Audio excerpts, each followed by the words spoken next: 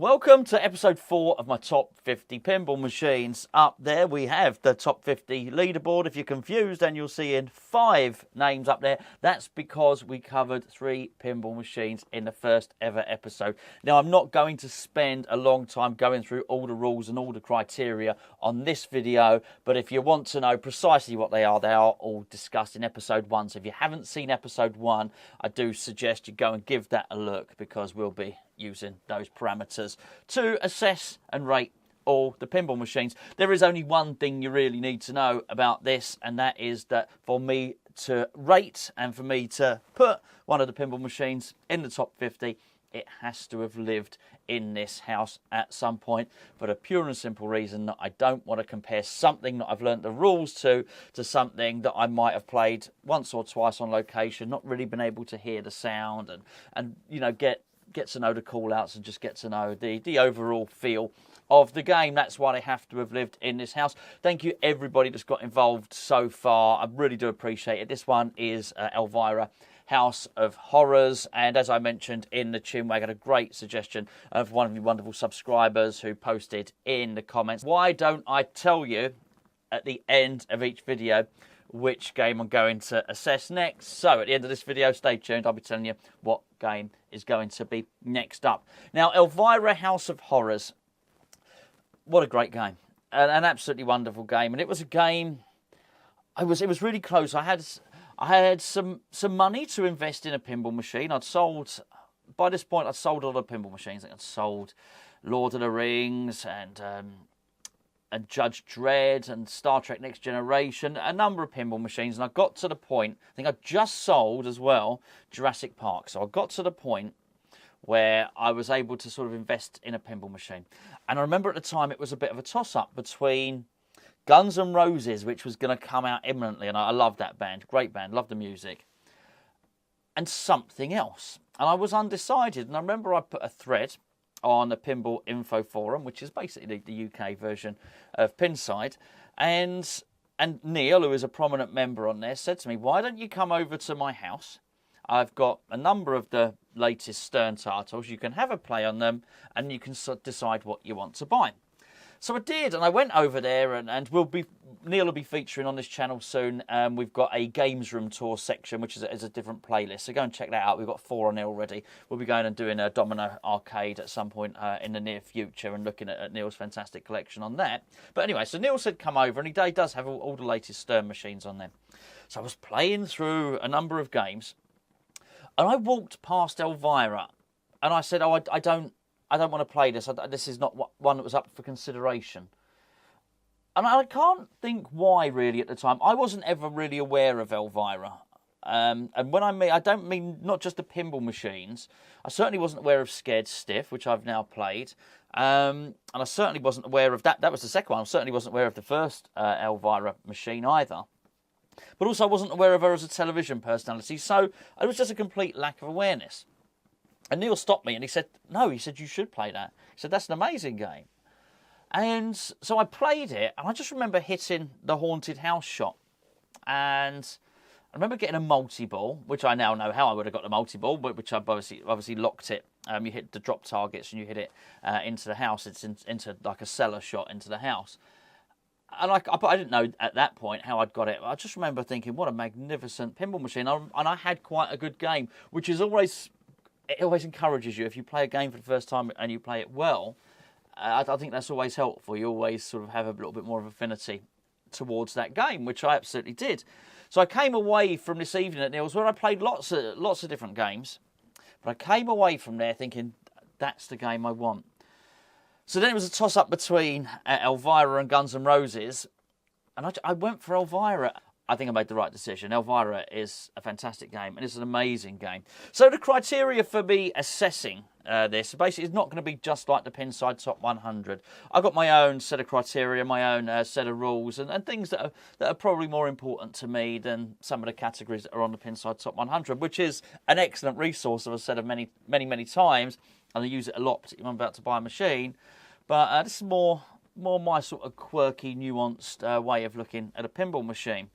As I always like to do, I like to give 2 opinions, mine and another person's opinion on this, so it's only fitting that the person's opinion we've got on this is the guy, Andy, my friend Andy, who's responsible for this series. Andy has an Elvira House of Horrors at home, and so we'll be playing a little audio clip from him where he'll be telling you what he likes, everything he likes about Elvira, and so we'll be playing that a little bit later on, so I do feel it's important to get a second opinion.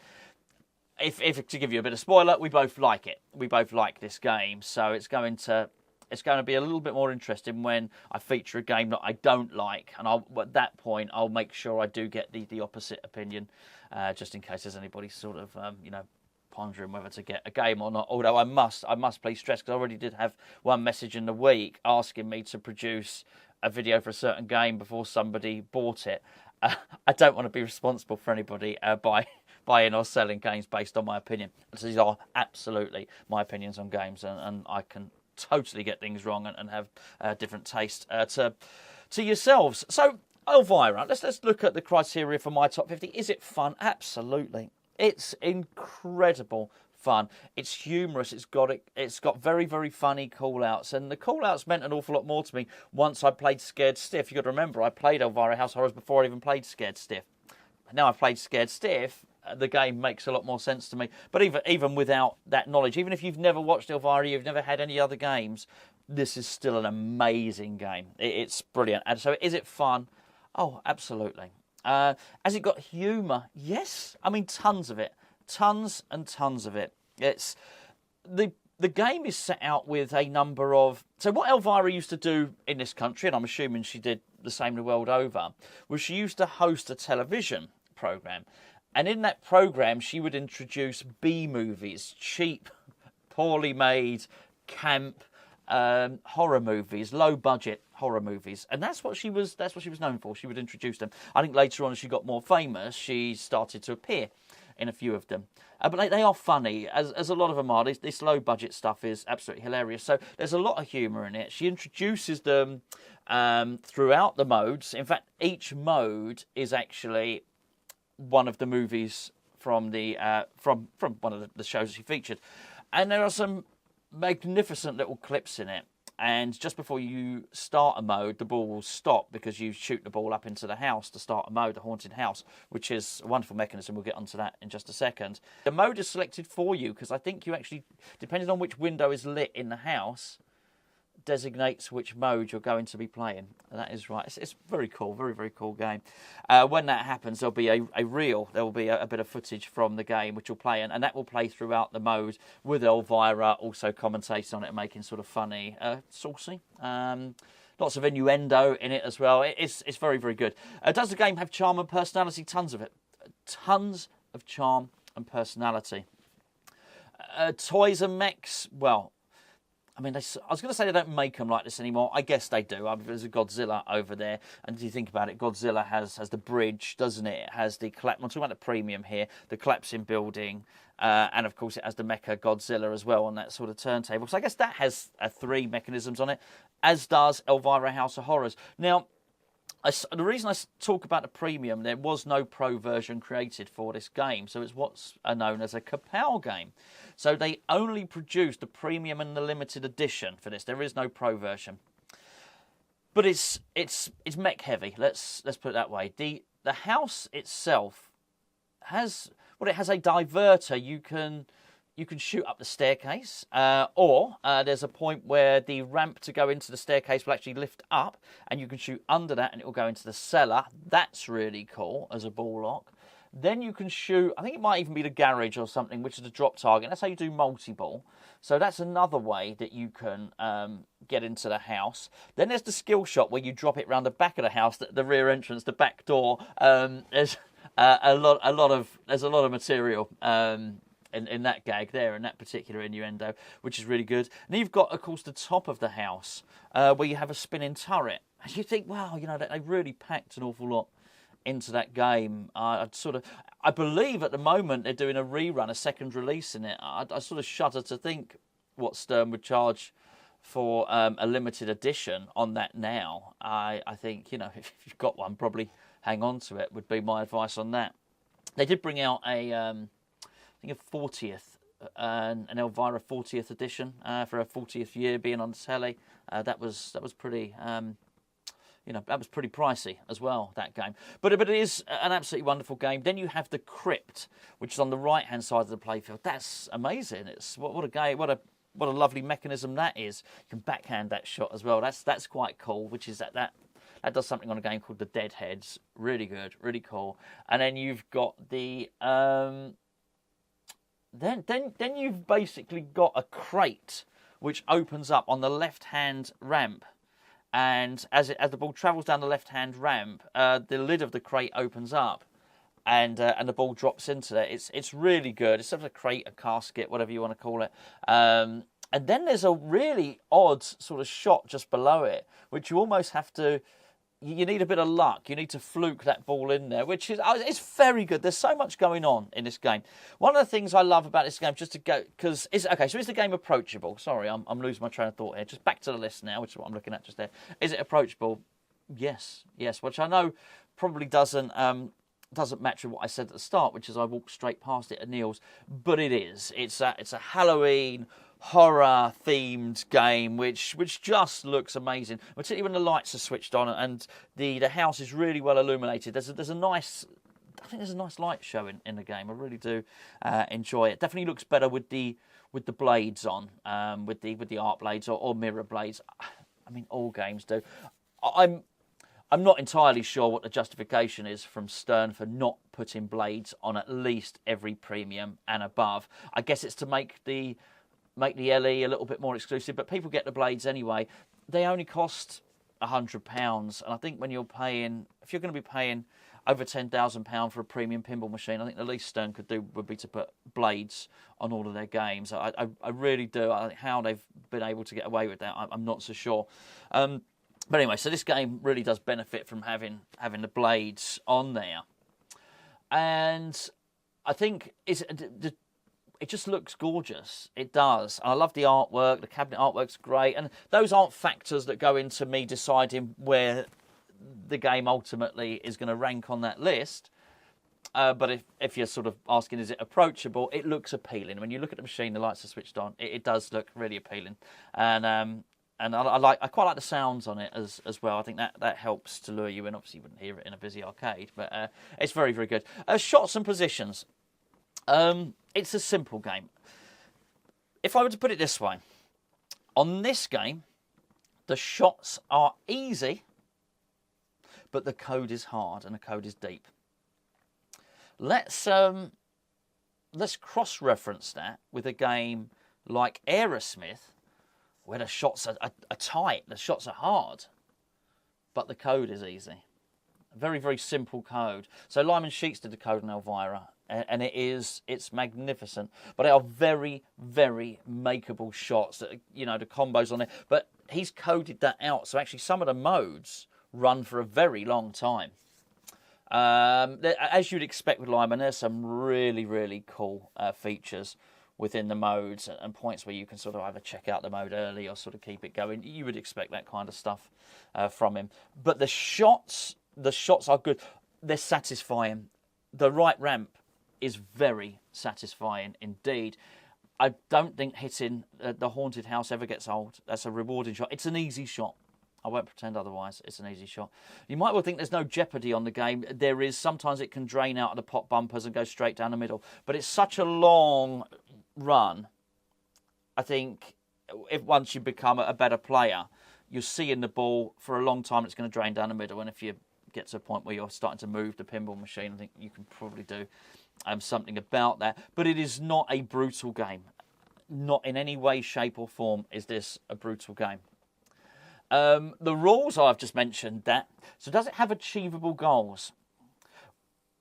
I guess it does. The minor goals to actually get to the mode Gapper Angry, which is one of the wizard modes.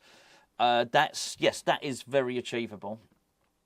The ultimate goal, I believe, is to sell the house, to sell the haunted house. I think what you're trying to do is clear the ghost. So the idea is that there's a ghost of each film haunting each of the rooms in the haunted house. A little bit tenuous, but it does work. I mean, it's nowhere near as ridiculous as some of the other games. So that makes sense. So even if you forget that they're films, if you just say, okay, each one of the rooms in the house is haunted, I think what you need to do is you need to clear all the ghosts out in order for you to sell the haunted house, because no one wants to buy the thing, right? There's ghosts living in it.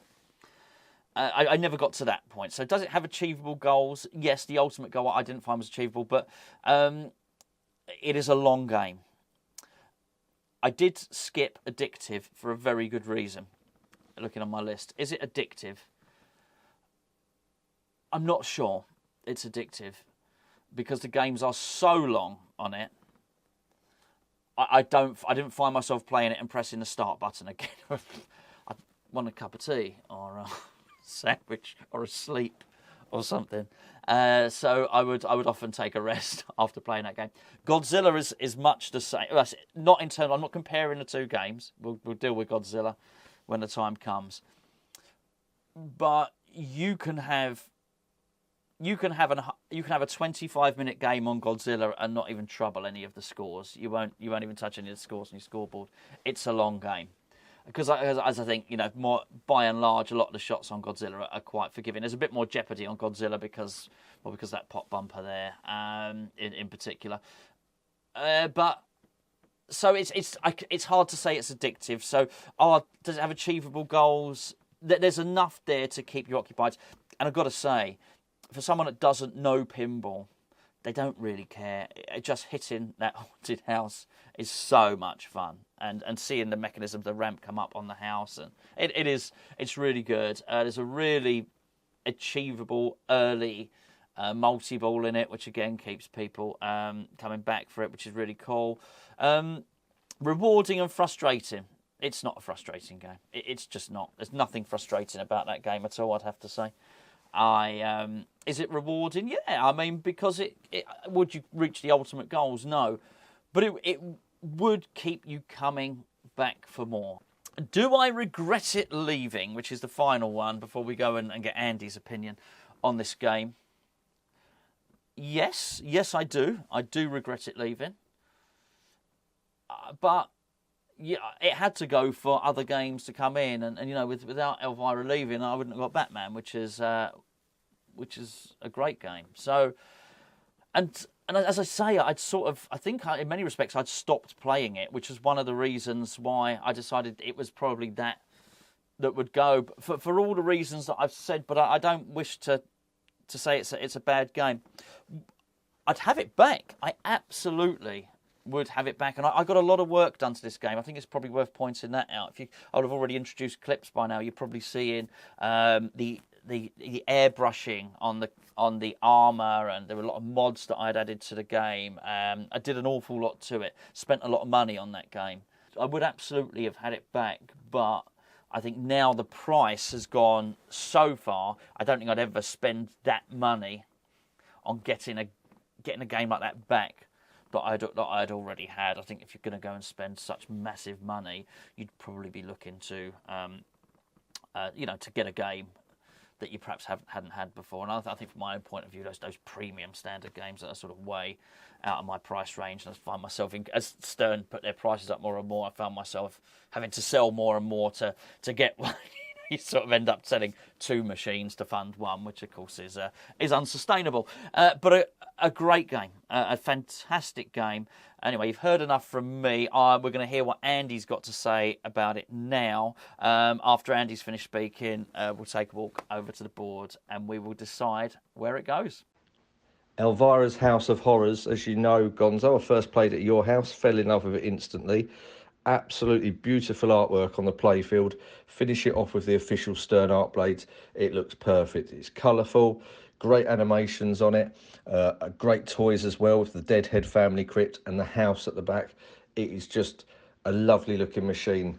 The artwork on the sides, it's just looks gorgeous. It just ticks every box personally for me. And the back glass has got a lot going on as well. The Translite references a lot of the films, and the films are stages within the game. So as you learn more about the game, as you see more of the stages, you'll start recognising some of the characters on the back glass, so that's good. The LCD screen plays clips from the films. I've always loved B-movies, always loved horror films. It's a great use of the LCD screen. It tracks your progress, plays some of the worst acting you've ever seen, from these films, but it's all fun. The call-outs, they're cheesy, they're camp, they're a little bit pervy, so obviously it appeals to me and you, but it's great call-outs. And the music's great as well. The sounds, for me, it ticks every single box. I did own a Scared Stiff before. Some things that I loved about Scared Stiff were the spider wheel on the back glass. It's a similar thing on here, albeit a digital version, but it's called Hand of Fate. It does little things like, you can initiate a ball save, you can collect points, or you can extend your multi-balls, and I always love that. With that option, when you start a multi-ball and it comes down to one ball, it just starts multi-ball again, which is a great little feature. And finally, Mini Wizard mode. Best Mini Wizard mode I've ever played. Gapper Angry, very much like the Stiffer-meter on Scared Stiff. Switch hits build up the Freak Fryer. Once you've got enough switch hits, you start Gapper Angry.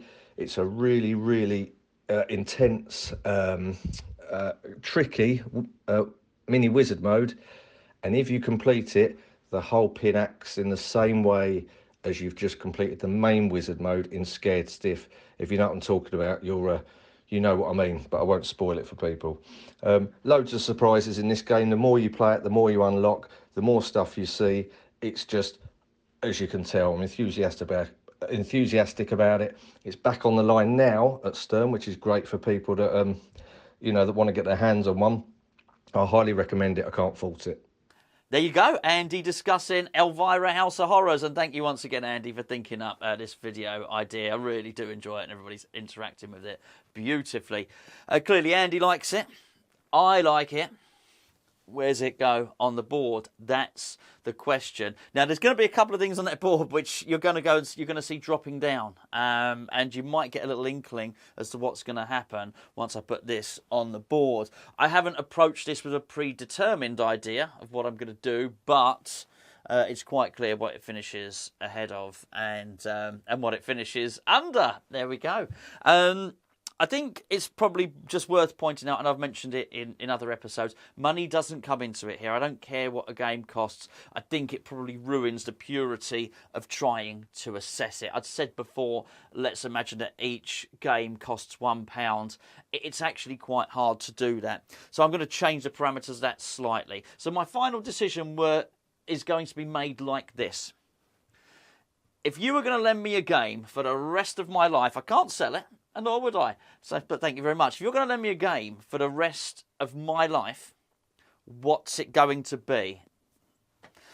Am I going to choose Elvira House of Horrors or Popeye? I'm going to choose that. Judge Dredd or Elvira? It's Elvira. Medieval Madness or Elvira? It's getting tough now. I'm going to choose Elvira. Now, here's the odd thing, because actually, I'm not sure about these two now, but I might change it at some point, because anyway, Avengers Infinity Quest or this for the rest of my life, I'm going to choose Elvira, which brings it down to one final question. And does Elvira finish above Attack from Mars? I'm afraid it doesn't, but just because it doesn't, that's not to say it's a bad game. It's not a bad game. It's a very, very good game. So we're going to pop it right up there. Spencer created the gaps on the list, by the way. And there it is. So we've got it. That's a start. It's a start to the top 50. Number 1, it's Attack from Mars. Number 2, Elvira House of Horrors. Avengers Infinity Quest. Number 3, Medieval Madness. Number 4, Judge Dredd. Number 5, Popeye. Number 6. Like I say, this is subject to change. I am making up the rules as I go along to this. If I decide actually I've changed my mind, I miss a game a little bit more than I thought, or I wanted the game back, then things can move up and down. You're going to have to keep an eye on the series for that. Next up, what video am I going to be doing next? What game are we going to be looking at? Well, it's actually a game that probably a few of you haven't seen on this channel yet, because whilst we've completed the video, it's not appeared on the channel. We've not actually uploaded it yet. There's just been a number of things that needs a final edit finishing on it, so it's not actually up here yet. But it's a game I've had here. If you are unsure as what games I've had in this house and what games I'm going to be able to assess. So there are 30 odd games. Then there is a list under my signature on Pinball Info. What we will do is we will upload it. We'll upload the list to Facebook, to our Facebook page as well. So again, please do go and check out our Facebook page. The link is in the description below underneath this video, because that's the only place where you can follow the Deadpool challenge, which is really starting to take off now. But anyway, so there you go. That's on there. What game am I going to do next? That's what you want to know, isn't it? Next up, it's Ghostbusters.